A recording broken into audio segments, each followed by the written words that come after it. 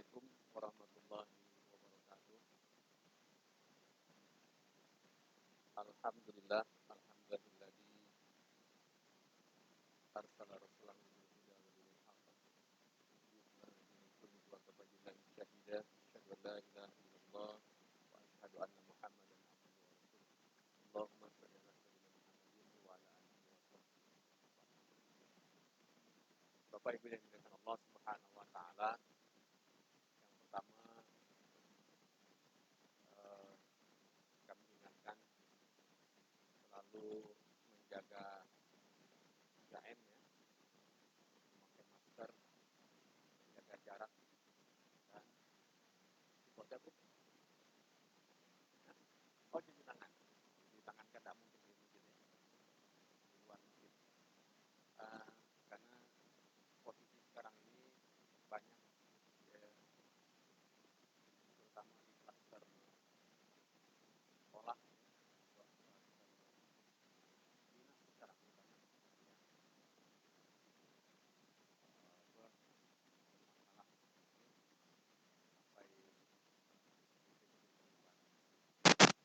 baik. Bapak Ibu yang dimuliakan Allah Subhanahu wa taala,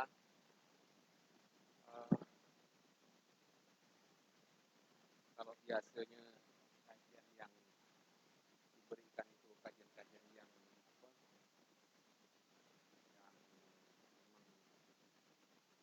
kajian-kajian fikih ya, ataupun kajian-kajian yang level-levelnya syariatnya. Nah, pada malam ini karena memang latar belakang aku juga bukan latar belakang syariat, jadi kita bicara belajar berkenaan dengan sejarah, karena memang dari sejarah ini kita bisa melihat masa lalu untuk menghadapi tiap ke depannya. Dari cerita masa lalu itu, belajar dari masa lalu. Karena dengan belajar dari masa lalu itu begitu banyak pelajaran-pelajaran yang bisa kita ambil untuk menghadapi kehidupan ke depannya. Dan termasuk sirah ini menjadi sebuah kewajiban yang harus dipelajari bagi seluruh kaum muslimin.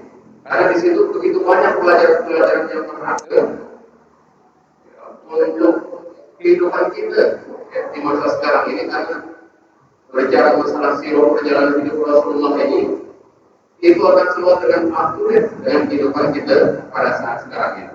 Jadi dia tidak akan pernah klasik ya, kalau belajar masalah sirah nabawiyah itu.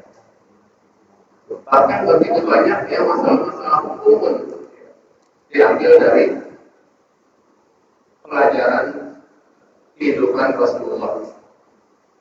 Nah baik, cerita kita malam ini cerita tentang pengiriman delegasi kepada raja dan pemimpin dunia. Nah cerita ini cerita yang jauh ya. Jadi kalau kita menonton film itu bahkan 34 cerita. Jadi kita ngambil 34 akhir, bukan di awal. Karena kalau kita ngambil dari awal, ya panjang. Nah, tapi nanti dari sini ya,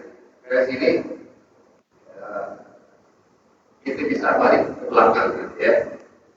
Nah baik, ini pengiriman delegasi kepada raja dan pemimpin dunia. Pemimpin dunia ini kan memang yang dikirim nanti surat-surat oleh Rasulullah ini adalah merupakan pemimpin dunia pada saat itu, terutama kekuatan besar seperti Romawi maupun juga nanti Persia ya. Nah baik, kita lihat apa sebenarnya latar belakang Rasulullah pada posisi mengirimkan delegasi.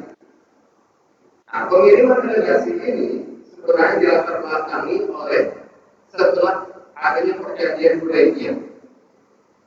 Jadi perjanjian Hudaybiyah ini Kalau kita berada silam, Rasulullah nak berangkat ke Mekah untuk melakukan umroh, kan?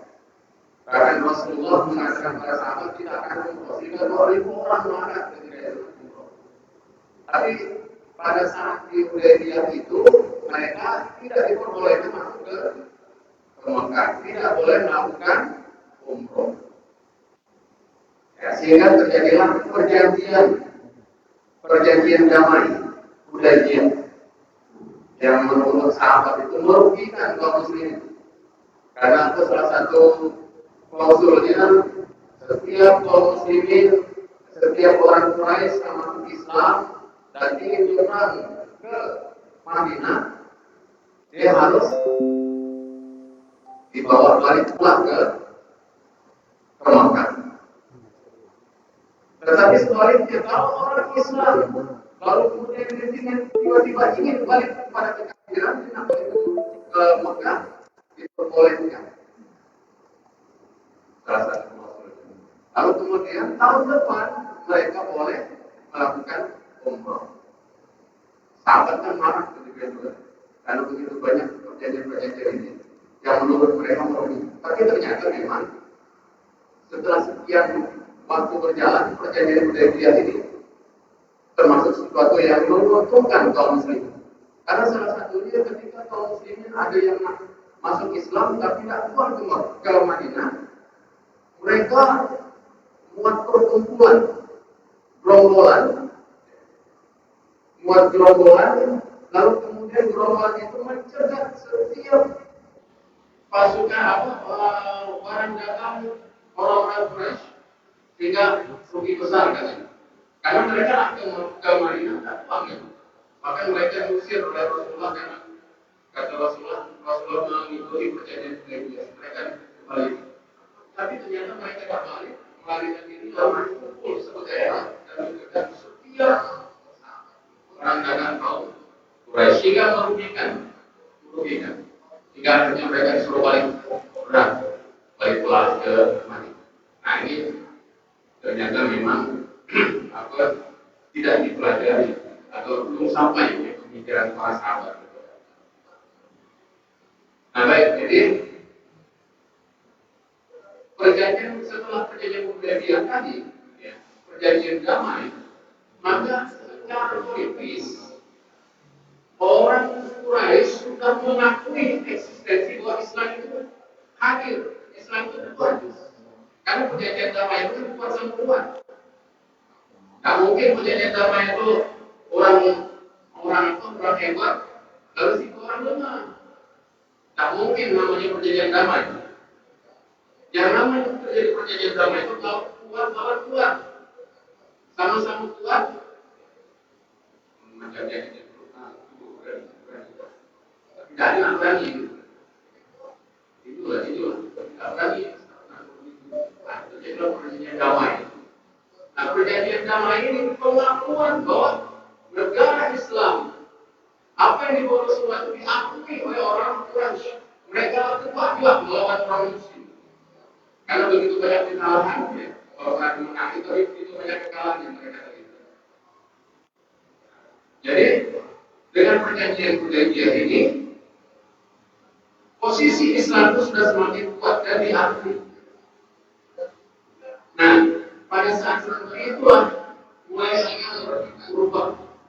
Dakwah Rasulullah itu mulai berubah. Kalau sebelum perjanjian Hudaybiyah itu Rasulullah bertahan terus. Mereka serang Rasulullah bertahan sampai kemudian mereka dapat memenangkan beberapa peperangan. Tapi posisinya bertahan. Apa namanya, ofensif atau ya bertahan. Kalau yang lain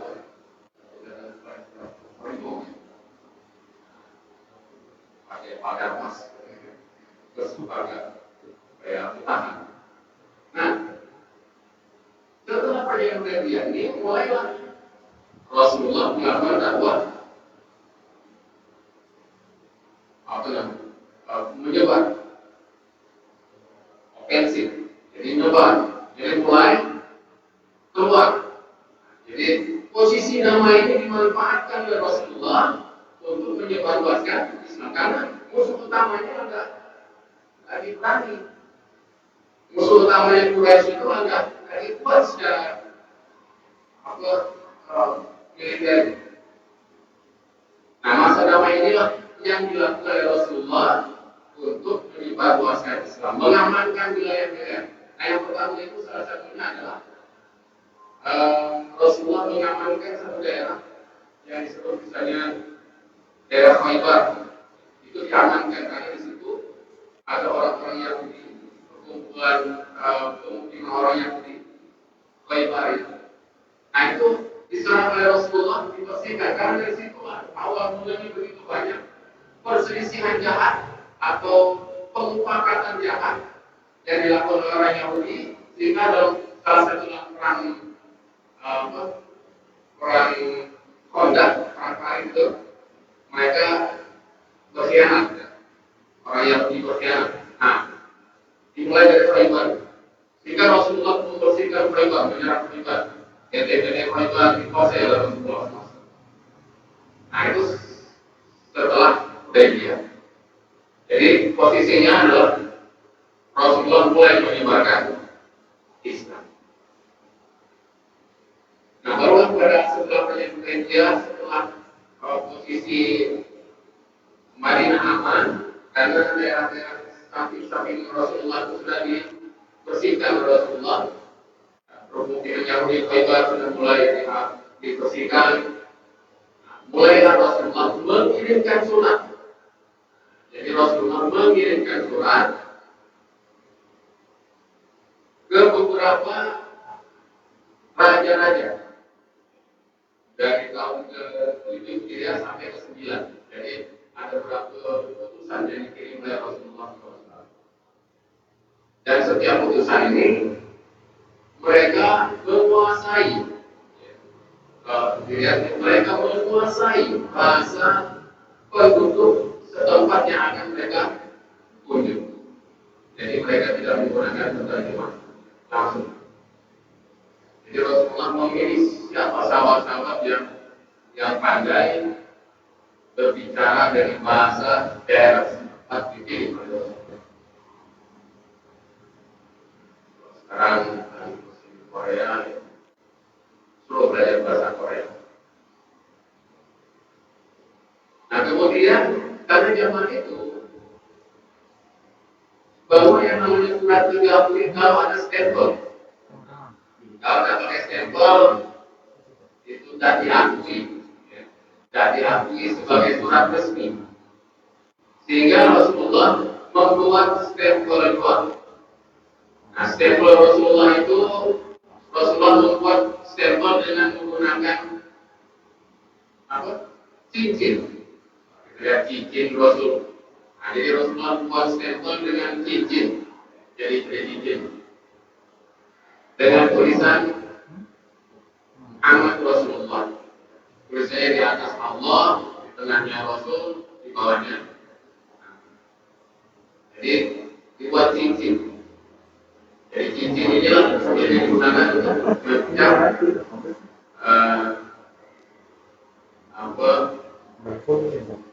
tulisan Rasulullah tadi. Nah, ini salah satunya yang dituliskan. Nah, ini ketika Rasulullah SAW menulis surat kepada Raja Bizantium. Raja Bizantium ini disebut juga dengan Romawi Timur. Jadi Romawi itu ada dua. Romawi Barat itu adalah Italia. Sekarang Roma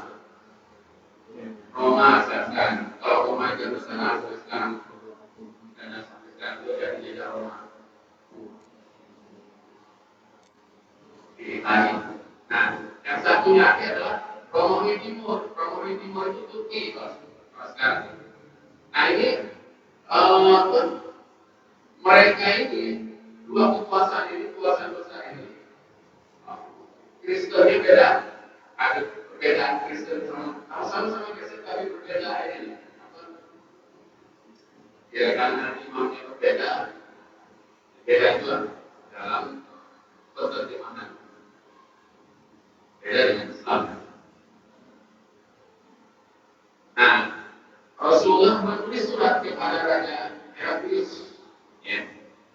Heraklius ini, dan Rasulullah menulis surat ini dengan kalau kita lihat bahasa Rasulullah ini melihat orang ini apa negaranya itu negara ada Tuhan atau tidak? Apa yang mayoritas negaranya itu apakah ahli kitab atau tidak?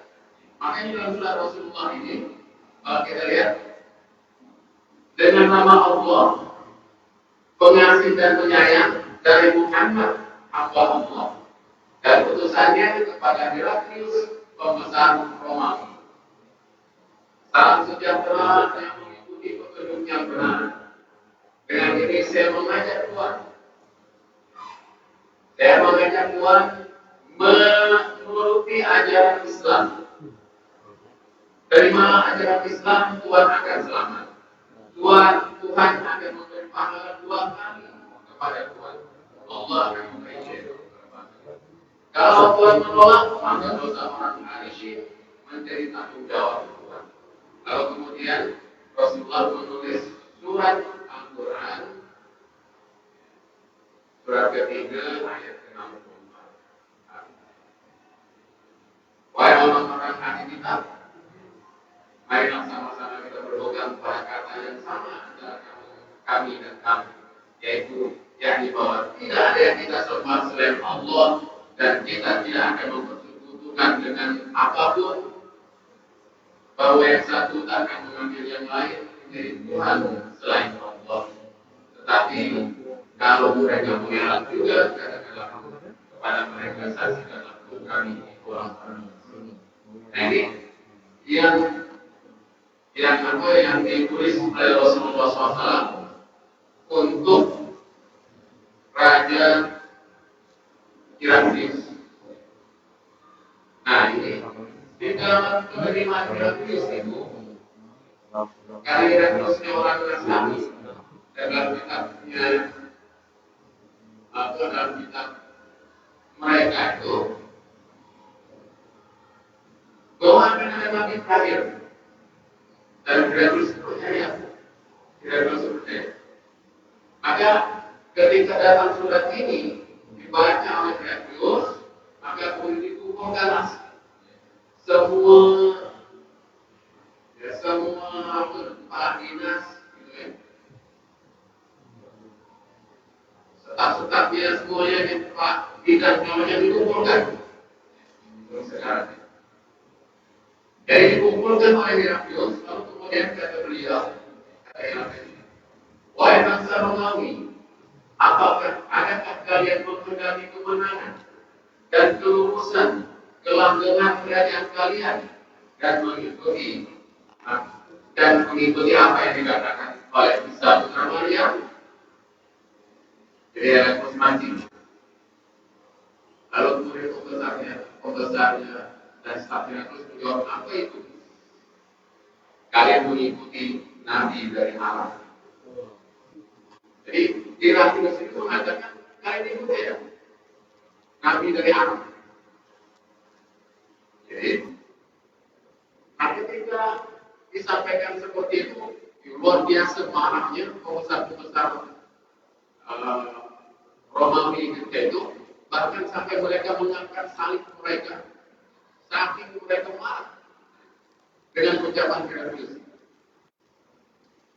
Lalu kemudian kata Heraklius, hal ini kukatakan kepada kalian hanyalah sekedar memuji, kaidah muji, kata beliau.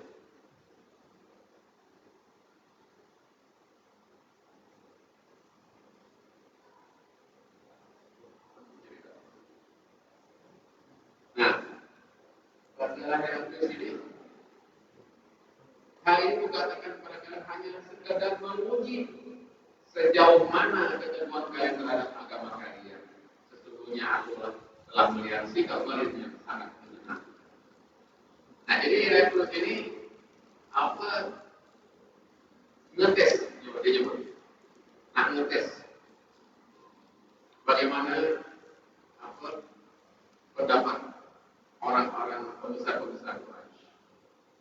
Tapi di dalam riwayat yang lain, Heraklius ini pernah katanya bertemu dengan Abu Sufyan.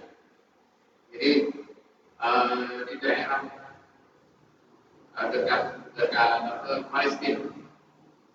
Jadi Abu Sufyan itu mengirim barang dagangan ke daerah Palestina. Lalu kemudian bertemu dengan Heraklius. Dalam dialognya, Heraklius itu nanya, siapa di antara kalian yang paling dekat nasabnya dengan Muhammad? Lalu Abu Sufyan mengatakan bahwa dia yang paling dekat dengan Muhammad.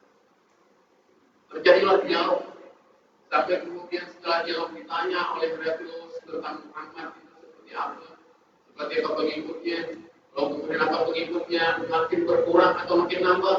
Kata Abu Sufyan makin nambah. Jadi lalu kemudian apa yang disampaikannya, dia menyampaikan syukur kepada Allah. Sampai setelah dia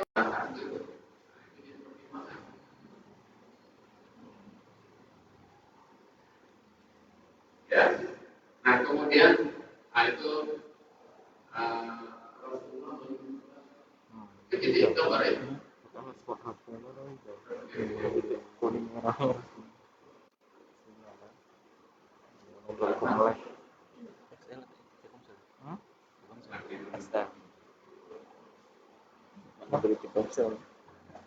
Ya. Jadi aman kok. Yang kedua, salah satu yang dilakukan oleh Rasulullah adalah mengirim surat kepada Raja Najasyi Negus dalam Wikipedia di Ethiopia. Ethiopia ini kan dari Jeddah ke Ethiopia ini jauh, harus naik kapal. Kapal zaman dulu itu kan bukan kapal cepat ya. Kapal zaman dulu itu pakai pelaut layar benar ya. Karena nggak ada mesin. Jadi mereka mulaan itu dalam kondisi makanya memang pengorbanan semakin apa dan kawan-kawan ketika mereka hijrah pertama ke Ethiopia itu memang luar biasa kalau dikatakan. Karena mereka harus menyeberangi lautan yang sangat ganas. Di Laut Merah itu sangat ganas, laut sana. Jadi mereka harus menyeberang lautan dulu untuk sampai ke Ethiopia. Nah, Rasulullah itu juga mengirim surat kepada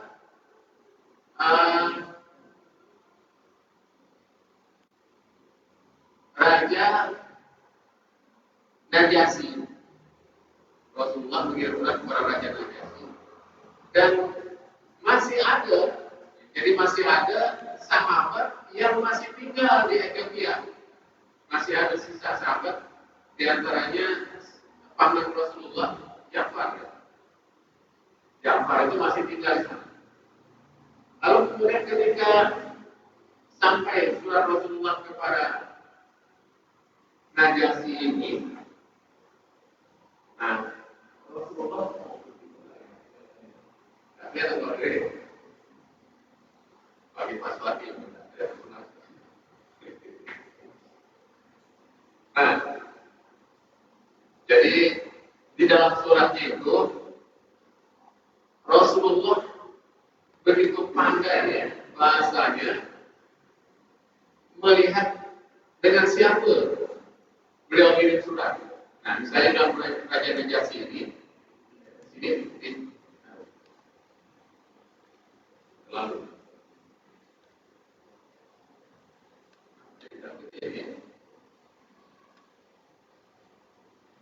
nah di dalam surat Rasulullah ini dengan nama Allah yang Maha Pengasih lagi Maha Penyayang. Bismillahirrahmanirrahim. Dari Muhammad Rasulullah kepada Raja Najasyi, pembesar Habasyah. Salam kepada siapa yang mengikuti petunjuk. Amma ba'du. Sesungguhnya aku bertauhid kepada yang tidak Tuhan kecuali Allah, yang Maha Raja, yang Maha Suci, yang Maha memberi keselamatan, yang Maha memberi keamanan, yang Maha pelindung. Dan aku bersaksi, Rasulullah menyebutkan bahwa Isa bin Maryam tiupan roh dari Allah. Isa bin Maryam itu tiupan roh dari Allah pun. Dengan kalimatnya yang disampaikan kepada Maryam pun yang perawat.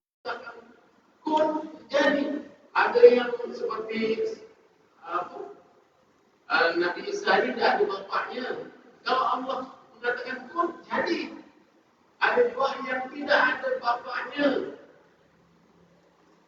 Sebab Siti Hawa itu kan tidak ada bapaknya, tidak ada umat. Siti Hawa tidak ada umat. Dia diciptakan dari tulang rusuk. Ada. Ada juga yang tidak ada bapak, tidak ada umat. Nabi Adam. Jadi kalau Allah mengatakan pun jadi apapun saja. Tidak ada bapak bisa jadi, tidak ada umat bisa jadi. Tidak ada bapak dan umat bisa jadi kalau mengatakan pun. Tapi kalau sekarang yang disebut kali saat keluar malam, kena angin malam mengandung. Kalau sekarang ada cerita keluar malam, kena angin malam bisa mengandung. Nah itu lain yang macam sekarang ya.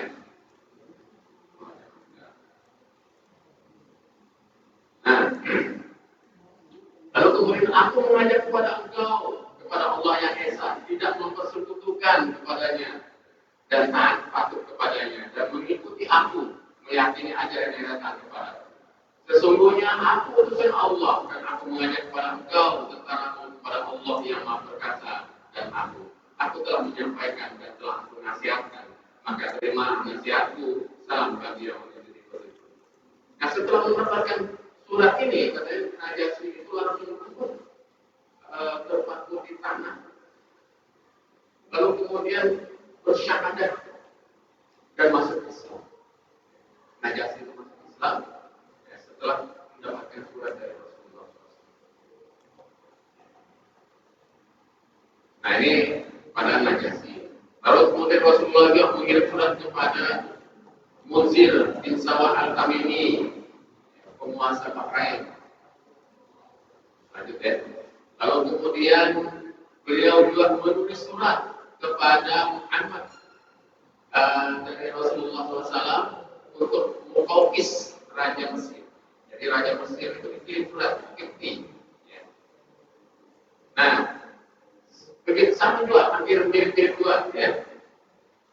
Surat yang dikirim Rasulullah ini. Nah, dan Raja Mesir menerima utusan Rasulullah dan beliau begitu perhatian.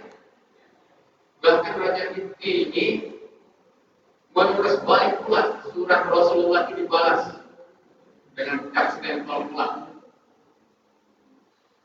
Bahkan bukan hanya surat, Raja Kipti juga mengirim untuk Rasulullah kain-kain yang indah, bagal. Bagal itu dinamai Rasulullah dengan dul-dul. Jadi, apabila dul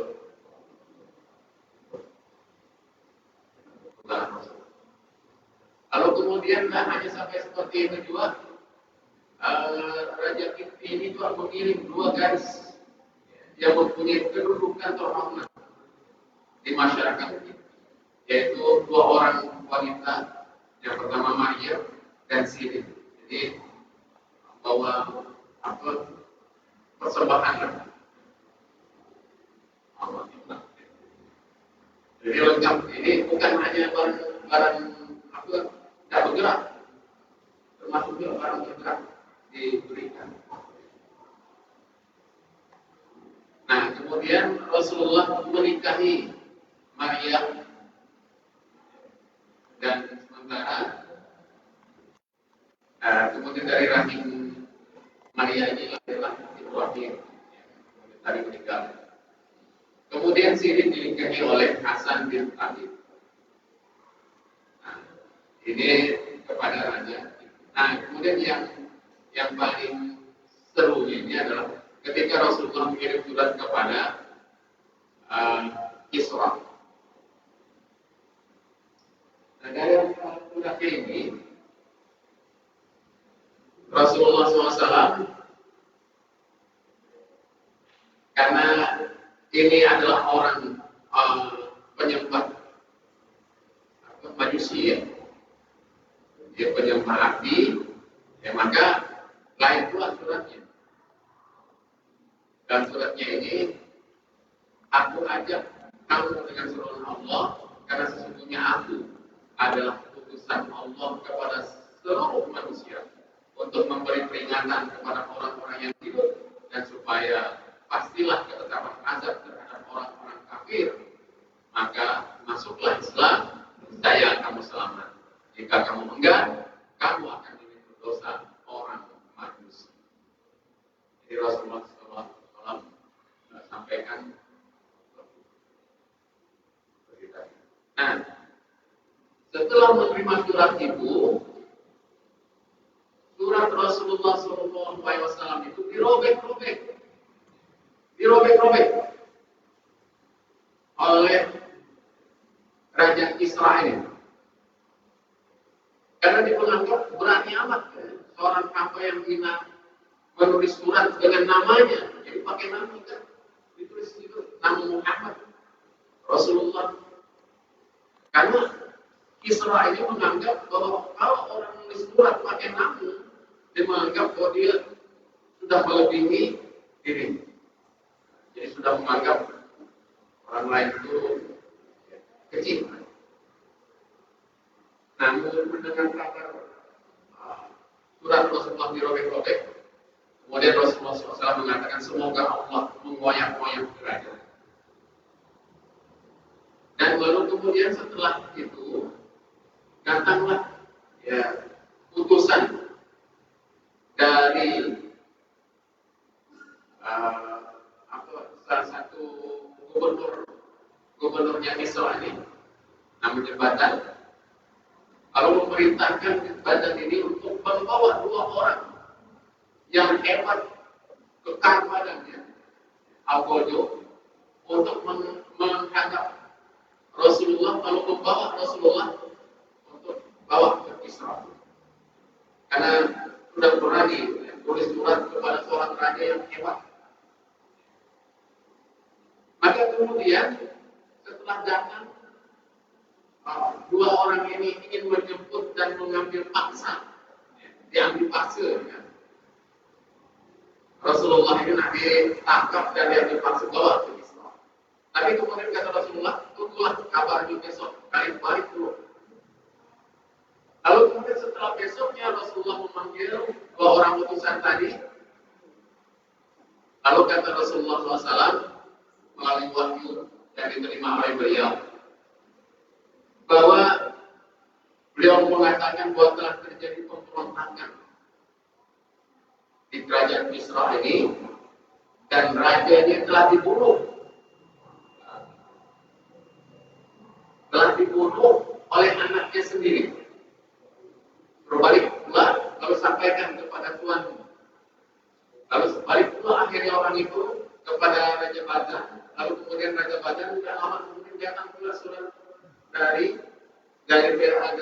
Kisra mengatakan bahwa raja ini telah meninggal. Barulah kemudian 2 orang dan Badan ini masuk ke Islam. Nah, baik Bapak Ibu Allah Subhanahu Wa Taala, waktu memang tidak cukup. Mungkin itu saja yang bisa saya sampaikan, mudah-mudahan di lain waktu bisa kita sambung. Assalamualaikum warahmatullahi wabarakatuh.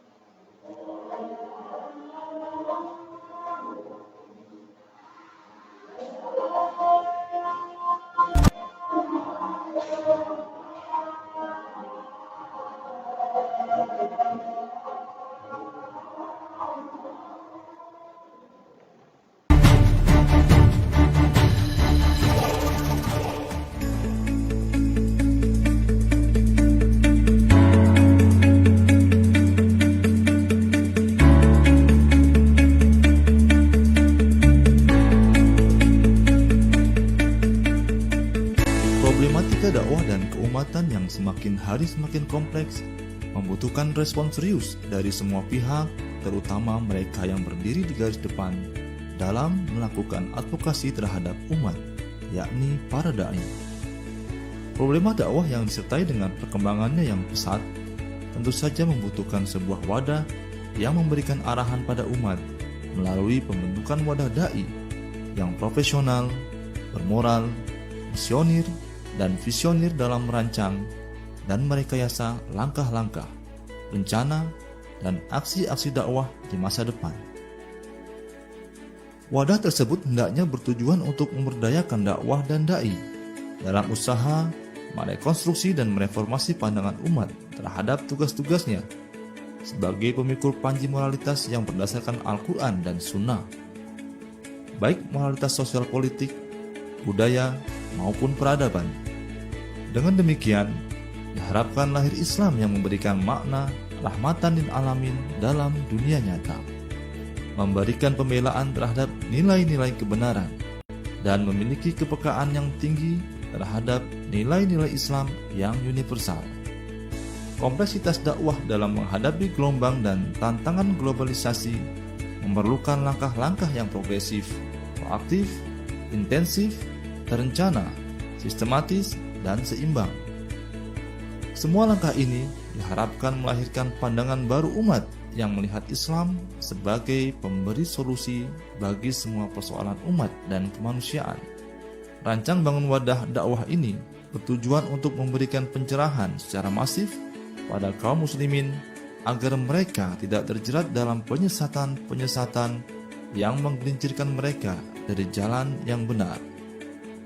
Obsesi untuk memberikan kontribusi positif dan memberdayakan potensi umat inilah yang mendorong kami, para aktivis dakwah, mendirikan wadah para dai yang kemudian kami namakan Ikatan Dai Indonesia.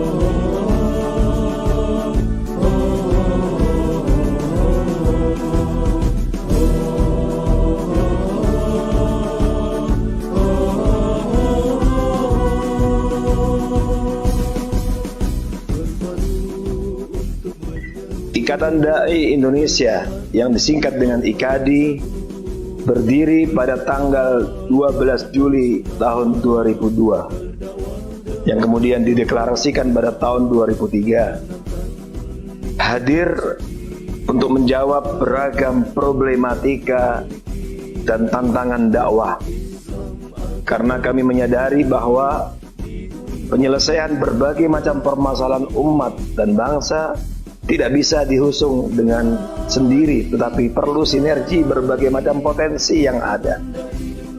Ikatan Dai Indonesia memiliki visi menjadi lembaga profesi dai yang mengoptimalkan potensi para dai untuk menegakkan nilai-nilai Islam sebagai rahmatan lil alamin.